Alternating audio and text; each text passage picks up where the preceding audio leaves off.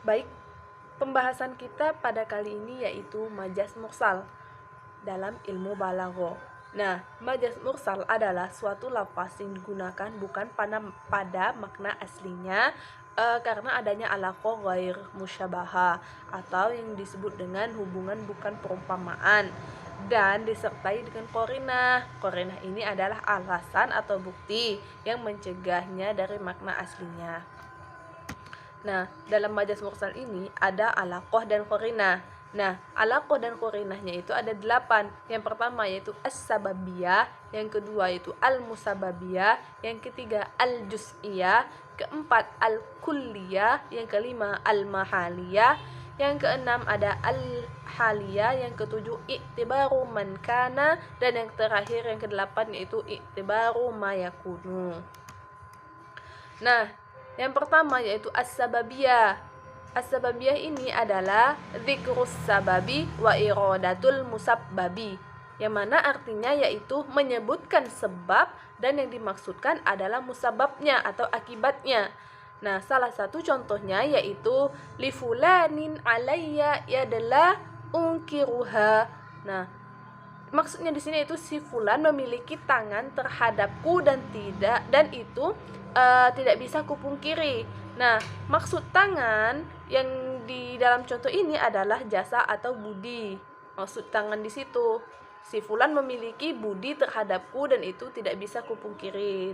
Sedangkan di kalimat itu pengertiannya itu si fulan memiliki tangan, maka yang dimaksud dari as-sababiyah ini tangan dalam contoh itu tadi itu berarti jasa atau budi. Nah, yang selanjutnya yaitu al-musabbabiyah. Al-musabbabiyah yaitu dzikrul musabbabi wa iradatus sababi. Nah, al-musabbabiyah ini kebalikan dari as-sababiyah tadi. Yang mana artinya al-musabbabiyah ini yaitu menyebutkan akibat dan yang dimaksud adalah sebabnya. Sedangkan al-sababiyah tadi menyebutkan sebab tapi yang dimaksudnya adalah akibat. Nah, ini adalah kebalikannya. Nah, salah satu contoh al-musabbabiyah ini adalah dalam surat Al-Ghafir ayat 13, wa yunazzilu lakum minas sama'i rizqan. Dan dia Allah menurunkan untukmu rezeki dari langit. Nah, dari kata rezeki ini itu yang dimaksud adalah hujan. Nah, yang selanjutnya yaitu yang ketiga yaitu al-juz'iyah.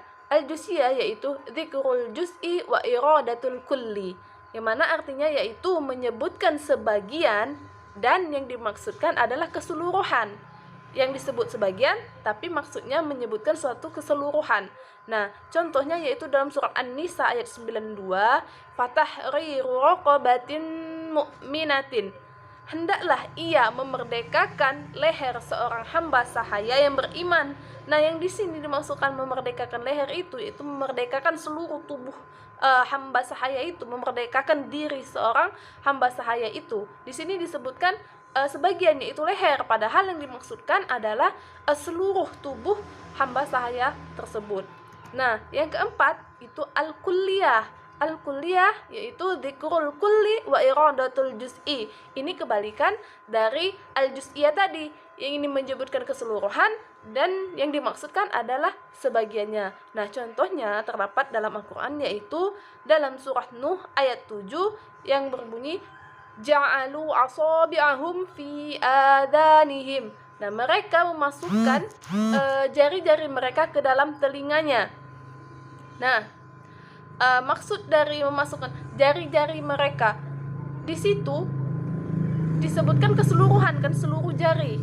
Sedangkan yang dimaksudkan dalam kalimat itu al-kulliyah ini, jari yang di situ adalah ujung jari. Karena kalau dipikirkan atau kita lihat sendiri, tidak mungkin kita memasukkan seluruh jari ke dalam telinga kita. Maka yang dimaksud dari al-kulliyah ini menyebutkan keseluruhan tapi dimaksudkan dengan sebagian.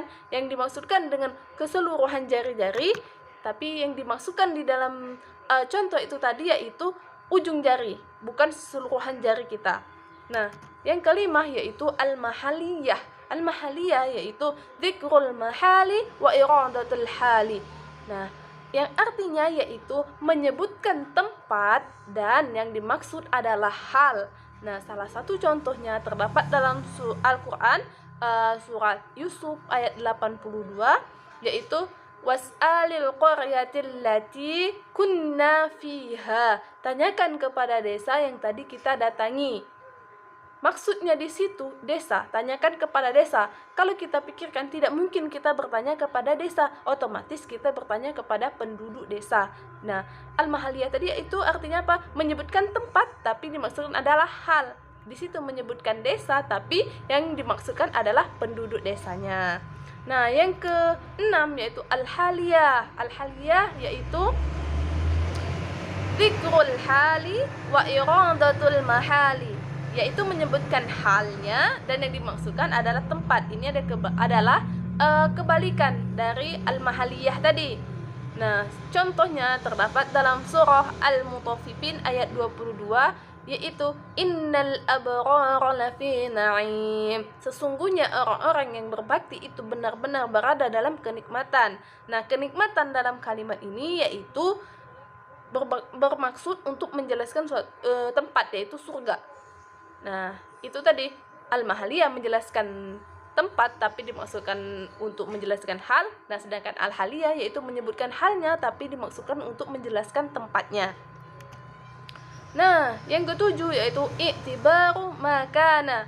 Nah, i'tibaru makana maksudnya yaitu i'tibaru makana wa iradatu ma yakunu, yaitu menyebutkan yang terjadi dan yang dimaksud adalah yang akan datang. I'tibaru makana ini menyebutkan yang terjadi dan menjelaskan atau bermaksud untuk menjelaskan yang akan datang. Salah satu contohnya terdapat dalam Al-Qur'an surah An-Nisa ayat 2, wa atul yatama amwalahum, dan berikanlah kepada anak-anak yatim harta mereka. Nah, perlu kita garis bawahi anak-anak yatim. Anak yatim di situ maksudnya yaitu ketika baligh. Kita memberikan harta kepada anak yatim ketika mereka sudah baligh.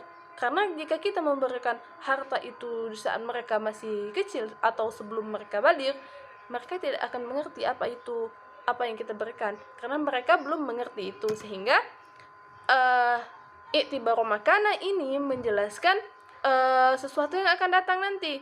Kita memberikan harta mereka ketika anak yatim tersebut sudah baligh.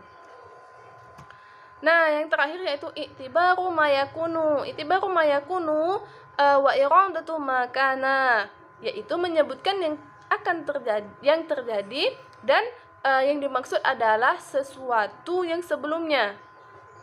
Nah, contohnya dalam surah Yusuf ayat 36 yang berbunyi wa dakhala ma'ahu sijna fatayani qala ahaduhuma inni a'siru khamran, dan bersama dengan dia masuk pula ke dalam penjara dua orang pemuda. Berkatalah salah seorang di antara keduanya, sesungguhnya aku bermimpi bahwa aku memeras arak. Nah, arak yang dimaksud dalam kalimat tersebut yaitu anggur, karena arak itu kan suatu anggur yang sudah difermentasi ya menjadi minuman, sehingga yang dimaksud arak tersebut dalam kalimat itu adalah anggur yang sebelum diproses. Nah, mungkin itu saja penjelasan tentang majas mursal. Sekian, terima kasih. Wassalamualaikum warahmatullahi wabarakatuh.